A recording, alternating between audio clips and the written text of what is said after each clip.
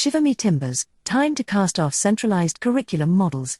A meaningful learning revolution is on the horizon. In the UK, the national curriculum has driven the evolution of learning towards something that can best be described as a one-dimensional plank of wood. Learners follow a narrow path of subjects until a definitive endpoint is reached, often qualified by a form of standardized testing. Some children tread the plank with skill and confidence, leaving the endpoint effortlessly, ready to extend their journey further. Others will teeter and totter along, possibly stumbling off the plank altogether, knowing that somewhere in the distance there might be a path that fits perfectly. The dubiously elected pirate captain can appear to be quite nice, often they seem a bit nasty, but ultimately they have the final say. Everyone on board the ship must be masters of plank walking, in order to ensure pirating skills are maintained at the highest standard.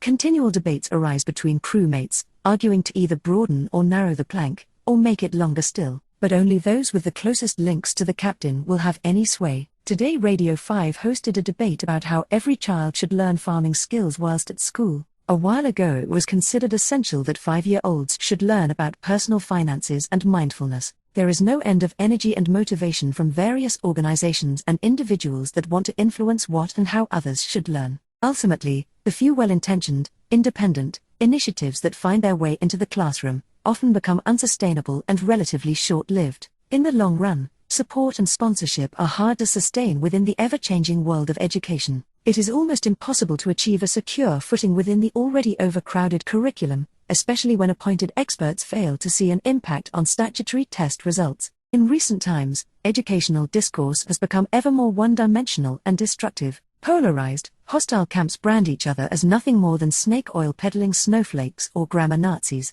Even political allegiance is now being linked to how traditional or progressive an individual teacher might be. All this is far removed from those striving to meet the genuine needs of children within their classes, while curriculum requirements swing ever more wildly between extremes. Meanwhile, drifting over the ship by balloon, the captain orders more and more plank walking, judging every crew member on splash size as proficiency increases. Everyone knows supper will depend upon a whole cohort successfully making enough of a splash. Some traditional crew members, much to the delight of the captain, sharpen their cutlasses and shout with authority from the front of the boat. Others take a more progressive approach, whispering encouragement, allowing time to really appreciate and understand being on the plank, at times walking more of the plank themselves. Quietly, a group of crew members successfully develop their own mixed strategies by sharing ideas and seeing what works best, whilst the captain continually changes the plank design at a whim, with the aim to achieve a bigger final splash. At the back of the boat, a steady stream of crewmates, with no prospect of supper anytime soon,